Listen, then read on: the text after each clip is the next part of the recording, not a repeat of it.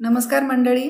आजच्या रात्रीच्या जेवणासाठी मी पालक पनीर आणि फुलके बनवलेले आहेत. छान कॉम्बिनेशन आहे आणि सोपी रेसिपी आहे. पालक तसा 12 महिने मिळतो. सगळ्यात पहिल्यांदा मी पालक स्वच्छ धुवून निवडून घेतलेला आहे. ह्याच्यासाठी एक टोमॅटो आणि एक कांदा मला हवा आहे आणि 3 ते 4 लसूण पाकळ्या, एक छोटा तुकडा आल्याचा.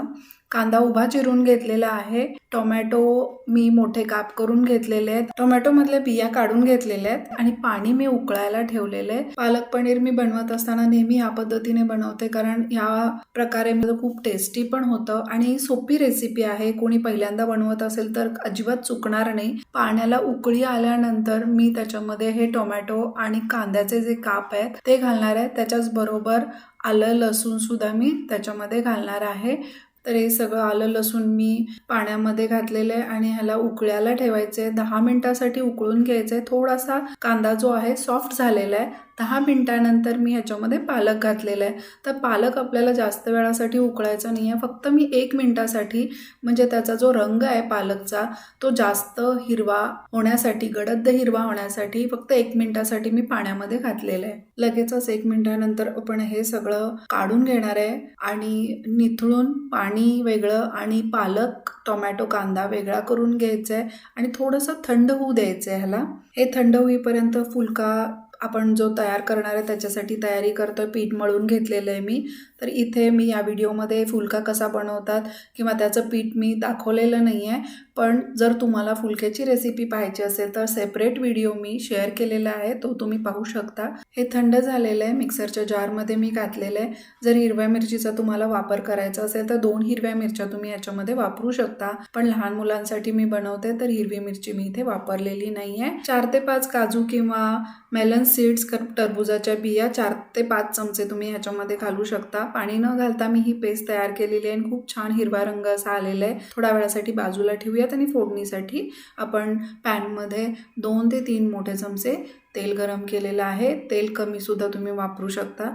2 रेग्युलर चमचे तूप वापरलेले आहे. त्याच्यामध्ये 2 छोटे चमचे जिरे घातलेले आहेत फोडणीसाठी. दुसरं काही साहित्य आपण वापरलेलं नाही आहे आणि अजिबात आपण दुसरी कुठली पेस्ट ह्याच्यासाठी बनवत नाही आहे. जी पेस्ट आपण बनवलेली आहे त्याच पेस्टमध्ये सगळं आपण वापरल्यामुळे ह्याच्यासाठी वेगळं आपल्याला काही मसाल्याची गरज नाही आहे. जिरे 1 मिनिटापर्यंत परतून घेतल्यानंतर हिरवी जी पेस्ट मी बनवली होती ती तेलामध्ये घातलेली आहे आणि 2 मिनिटासाठी छान मध्यम आचेवरती परतून घेतलेली आहे, म्हणजे जो काही ग्रेव्हीला कच्चा वास राहिलेला असेल तो निघून जाईल. 2 ते 3 मिनिटं मी भाजी छान परतून घेतलेली आहे तेलावरती आणि भाजीला जो रंग आलेला आहे हिरवा तो खूप छान आलेला आहे. याच्यामध्ये 1 छोटा चमचा हळद आणि 1 छोटा चमचा साखर घातलेली आहे. अर्धी वाटी दूध घातलेलं आहे. साखर तुम्हाला स्किप करायची असेल तर तुम्ही स्किप करू शकता किंवा त्याच्याऐवजी तुम्ही गूळसुद्धा वापरू शकता. हळदीमुळे हिरवा रंग जो आहे तो अजून छान दिसतो आणि दुधामुळे भाजी क्रीमी टेक्स्चर आणि स्वादसुद्धा क्रीमी लागतो. त्यामुळे मी दूध आणि दुधावरची जी साय आहे ती नेहमी अशा प्रकारच्या भाज्या बनवते त्यावेळी घालते. घरामधलंच फ्रेश क्रीम आपण वापरू शकतो. पनीर 150 ग्राम घेतलेलं आहे. छान क्यूब करून घेतलेले आहेत. ह्याचे तुम्हाला हवे तसे लांबट किंवा चौकोनी तुकडे करून घेऊ शकता. पनीर मी अजिबात कुठले गरम पाण्यामध्ये किंवा फ्राय वगैरे करून घेतलेलं नाही आहे. रेग्युलर जे पनीर आहे कट केलेलं आहे आणि भाजीमध्ये घातलेलं आहे. 1 ते 2 छोटे चमचे मीठ चवीनुसार, अर्धा मोठा चमचा गरम मसाला सगळ्यात शेवटी घातलेले आहेत. पनीर फ्राय केल्यामुळे थोडंसं वातट होतं आणि पनीर हे मी शेवटी घातलेलं आहे, कारण जो सॉफ्टनेस आहे पनीरचा तो तसाच राहतो छान त्यामुळे.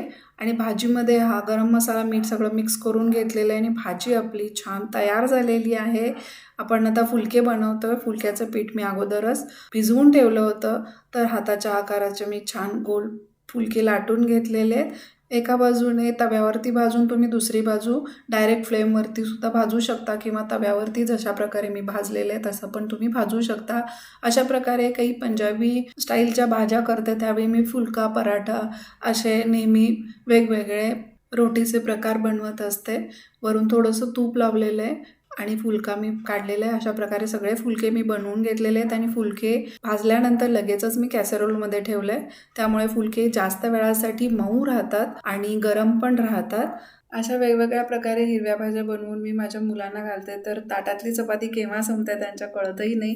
हा माझा अनुभव आहे, तुम्ही ट्राय करून पहा. एकदम सोपी आणि झटपट होणारी रेसिपी आहे. तुम्ही सकाळचा प्लॅन बनवू शकता किंवा लंचसाठी, टिफिनसाठी सुद्धा हे सकाळच्या घाईमध्ये अगदी सहज बनवू शकता. तुम्ही रात्रीच्या जेवणामध्ये काय बनवता ते मला जाणून घ्यायला नक्की आवडेल. तुम्हाला रेसिपी आवडली तर लाईक आणि शेअर करा. चॅनलला अजूनही सबस्क्राईब केलं नसेल तर चॅनलला सबस्क्राईब करा आणि अशाच प्रकारे सोप्या रेसिपीसाठी पुन्हा भेटूयात. थँक्यू.